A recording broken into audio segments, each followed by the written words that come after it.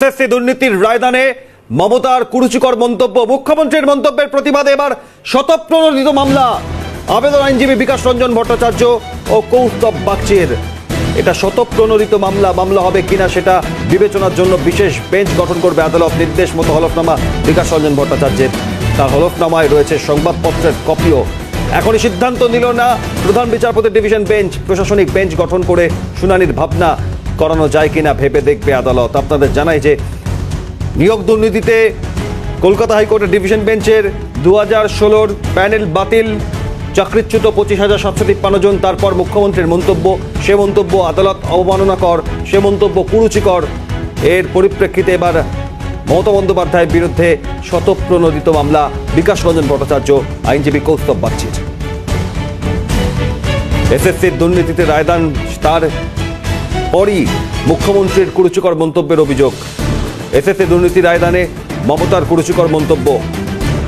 SSC দুর্নীতির রায়দানে যে মন্তব্য করেছেন তার পরিপ্রেক্ষিতে এবার শতপ্রণোদিত মামলা দায়ের।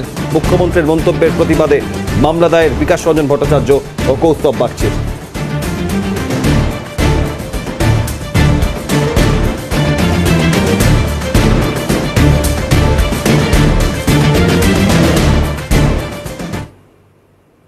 সুপ্রিম কোর্টের দ্বারস্থ হচ্ছে রাজ্য।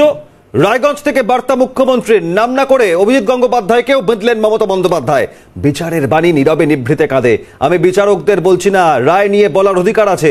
এই রায় বেআইনি, উচ্চ আদালতে যাব। একজনকে দেখলেন না বিজেপির প্রার্থী, তার রায় ছিল এটা, মন্তব্য করেছেন মমতা বন্দ্যোপাধ্যায়। অর্থাৎ অভিজিৎ গঙ্গোপাধ্যায়কেও বিধেছেন মমতা বন্দ্যোপাধ্যায়। রায়গঞ্জে দাঁড়িয়ে এই মন্তব্য তার। কি বলেছেন শুনবো। আমি এদের বলি, বোমা ফাটাবেন, বোমা। কি বোমা? না তো 26,000 টিচারদের চাকরি চলে যাবে। আমিও বলে রাখি, আমরাও লড়ে যাব, লড়াই করব। একজনকে দেখলেন না বিজেপি হয়ে ভোটে দাঁড়িয়ে গেল, তার অর্ডার ছিল এটা। সুপ্রিম কোর্ট এটাকে একদম স্যাটিসফাইড করে দিয়েছিল, দিয়ে বলেছিল নতুন ডিভিশন বেঞ্চ করে আলোচনা হোক। আরে কাকে নিয়ে করবেন নতুন ডিভিশন বেঞ্চ? বিচারের বাণী নীরবে নিভৃতে কাঁদে, কতদিন আগে রবীন্দ্রনাথ ঠাকুর লিখেছিলেন। আমি বিচারক নিয়ে বলছি না, রায় নিয়ে আমি বলতে পারি, এটা আমার অধিকার আছে। টোটাল রায়টাকে আমরা চ্যালেঞ্জ করছি, অর্ডারটাকে বলছি বেআইনি অর্ডার। আমরা এটা নিয়ে উচ্চ আদালতে যাচ্ছি। আমি মমতা বন্দ্যোপাধ্যায়ের বক্তব্য এবং এর পরেই মমতা বন্দ্যোপাধ্যায়ের মন্তব্যের প্রতিবাদে এবার শতপ্রণোদিত মামলা দায়ের। বিচারপতি যে রায় দিয়েছেন 2016 নিয়োগ নিয়ে, 2016 প্যানেল সম্পূর্ণ বাতিল, এবং তারপর সেই বাতিলের পর মমতা বন্দ্যোপাধ্যায়ের এই মন্তব্য। এবার শতপ্রণোদিত মামলা, আবেদন আইনজীবী বিকাশ রঞ্জন ভট্টাচার্য এবং কৌস্তব বাগচির। মুখ্যমন্ত্রী দীর্ঘদিন ধরে আদালতের অবমাননা করছেন বলে অভিযোগ করেছেন, এবং সব মিলিয়ে আপনাদের জানাই যে আইনজীবী সিপিআইএম রাজ্যসভা সাংসদ বিকাশ রঞ্জন ভট্টাচার্য এবং আইনজীবী কৌস্তব বাগচি, তারা শতপ্রণোদিত মামলার আবেদন আদালতে। এসএসসির দুর্নীতিতে রায়দানে মমতার কুরুচিকর মন্তব্যের প্রতিবাদে এই মামলা, এবং সেই মামলা বিবেচনার জন্য বিশেষ বেঞ্চ গঠন করবে আদালত। আপনাদের জানাই যে নির্দেশ মতো হলফনামা জমা দিয়েছেন বিকাশ রঞ্জন ভট্টাচার্য। মুখ্যমন্ত্রী দীর্ঘদিন ধরে আদালতের অবমাননা করছেন, রাজনৈতিক দলের সঙ্গে বিচার ব্যবস্থাকে গুলিয়ে দেওয়ার চেষ্টা করছেন। আমরা আদালতে আবেদন করেছিলাম যাতে সুমোটো মামলা করতে দেওয়া হয়। আদালত এই আবেদন গ্রহণ করে। প্রশাসনিক দিক দিয়ে প্রধান বিচারপতি একটি বেঞ্চ গঠন করবেন। কৌস্তব বাগচি আইনজীবী কি বলেছেন? কৌস্তব বাগচি শতপ্রণোদিত মামলা দায়েরের আবেদন করেছেন, একই সঙ্গে বিকাশ রঞ্জন ভট্টাচার্য, এবং প্রধান বিচারপতির গঠন করা সেই বেঞ্চেই শুনানি হবে। প্রতিক্রিয়া আইনজীবী কৌস্তব বাগচির কি বলেছেন দেখুন।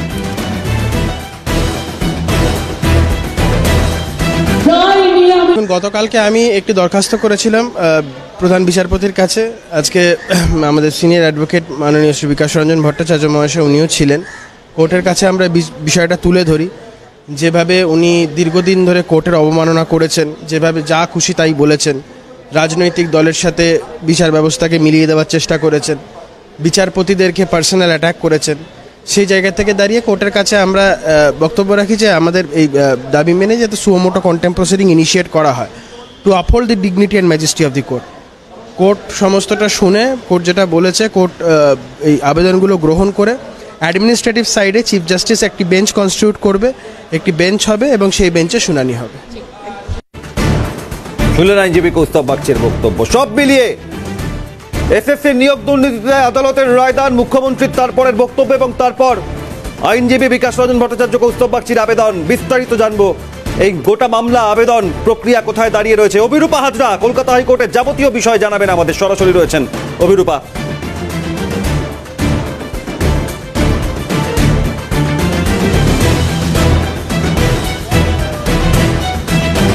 দেখো, এসএসসি নিয়োগ দুর্নীতির রায়দানের পরই প্রধান এই যে বিষয়টার রায়দান হওয়ার পরই যখন চারিদিকে যারা চাকরি প্রার্থী তারা কি করবেন এমতো অবস্থায় ভেবে পাচ্ছিলেন না, সেই মতো অবস্থায় মুখ্যমন্ত্রী মমতা বন্দ্যোপাধ্যায় তার সভা মঞ্চ থেকে একটি মন্তব্য করেন।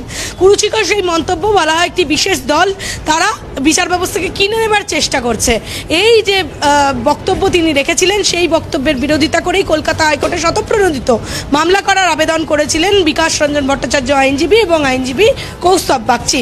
এই মামলার প্রেক্ষিতে প্রথমে প্রধান বিচারপতি ডিভিশন বেঞ্চ বিকাশ রঞ্জন ভট্টাচার্যকে একটি হলফনামা জমা দেবার আবেদন করেন এবং বলেন, একেবারে এখান থেকে এই আবেদন করার পর পরবর্তী পরিস্থিতি জানবো। সঙ্গে থাকো অভিরূপা, আসছি তোমার কাছে। আপনাদের জানাই যে এই পরিস্থিতিতে নিয়োগ দুর্নীতির রায়দান, মুখ্যমন্ত্রী দীর্ঘদিন ধরে আদালতের অবমাননা করছেন বলে অভিযোগ করেছেন আইনজীবী কৌস্তব বাগচি। দীর্ঘদিন ধরে আদালতের অবমাননা করেছেন, রাজনৈতিক দলের সঙ্গে বিচার ব্যবস্থাকে গুলিয়ে দেওয়ার চেষ্টা করছেন, মুখ্যমন্ত্রীর বিরুদ্ধে অভিযোগ করেছেন। এবং আমরা আদালতে আবেদন করেছিলাম যাতে সুমোটো মামলা করতে দেওয়া হয়, এমনটাই জানিয়েছেন আইনজীবী কৌস্তব বাগচি।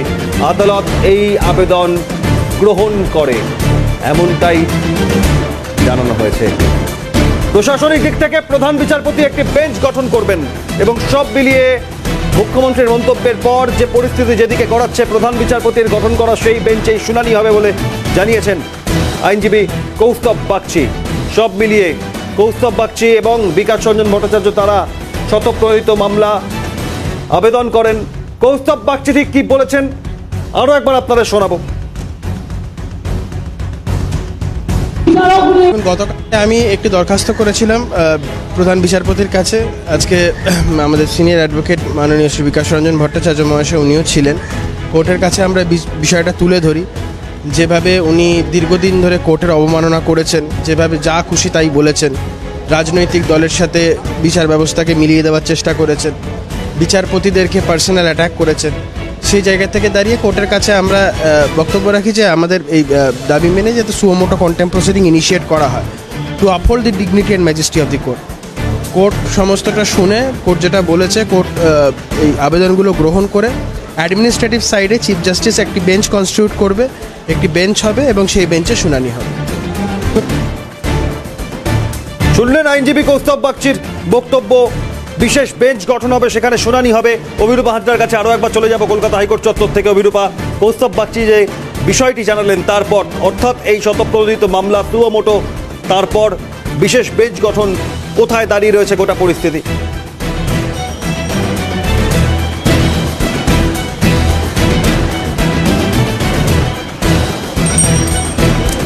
বিশেষ বেঞ্চ গঠন হবে সেটা বলেছেন প্রধান বিচারপতির ডিভিশন বেঞ্চ এবং প্রধান বিচারপতি ডিভিশন বেঞ্চ জানিয়েছেন যে এই মামলাটি আদতে শুনানির জন্য একটি বিশেষ বেঞ্চ তৈরি করবে প্রধান বিচারপতি ডিভিশন বেঞ্চ এবং তারপর সেটা শুনানি হবে। যেহেতু এটা প্রশাসনিক প্রধানের বিরুদ্ধে এই ধরনের অভিযোগ উঠছে এবং সুমোটো মামলা হিসেবে গ্রহণ করার জন্য আবেদন করা হচ্ছে, সেই কারণে পুরো বিষয়টা শুনানির প্রয়োজন রয়েছে। সেই শুনানির জন্য বিশেষ বেঞ্চ করবে প্রধান বিচারপতি ডিভিশন বেঞ্চ এবং সেখানেই শুনানি হবে। এবং কবে এই নতুন বেঞ্চ তৈরি হয়, কবে তার শুনানি হয়, সেটাই এখন দেখার বিষয়।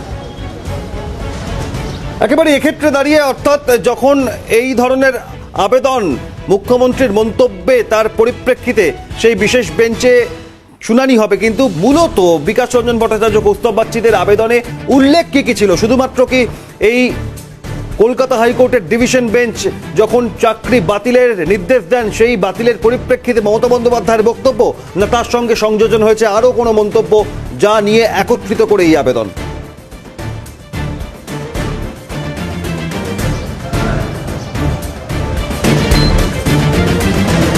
না, একেবারেই না। ওই একটি আবেদনকেই নিয়ে, এই একটি বক্তব্যকে নিয়েই আবেদন করা হয়েছিল এবং আবেদনের প্রেক্ষিতে বলা হচ্ছে বিচার ব্যবস্থাকে প্রশ্ন তোলা হচ্ছে। অন্যান্য লিটিগেন্ট যারা আছেন তাদের কাছে আদালতের চিত্রটা ঠিক কী জায়গায় যাবে, যেখানে প্রশাসনিক প্রধান মুক্ত মঞ্চ থেকে এইভাবে কথা বলছেন এবং সেটা সাধারণ মানুষের কাছে পৌঁছচ্ছে এবং সেটা কিভাবে সাধারণ মানুষের উপর এফেক্ট ফেলবে সেটার উপর নির্ভর করছে এবং সেই কারণেই একেবারেই আমরা আপাতত ধন্যবাদ জানাচ্ছি। অভিরূপ হাজরা সরাসরি ছিলেন। আপনাদের জানাই যে এই পরিস্থিতিতে কোন দিকে দাঁড়ায় বিশেষ বেঞ্চে শুনানি, নজর থাকবে সেদিকে।